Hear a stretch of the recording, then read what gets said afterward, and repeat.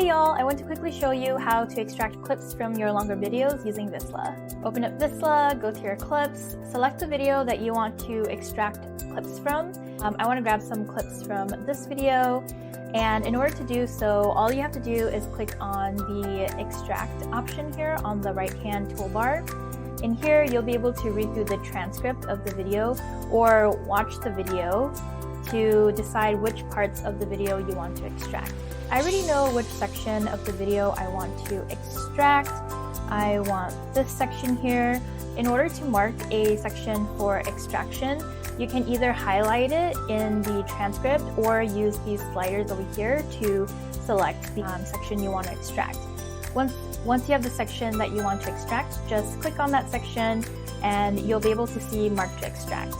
So you can see here that the section has been highlighted in green in both the timeline view and the transcript.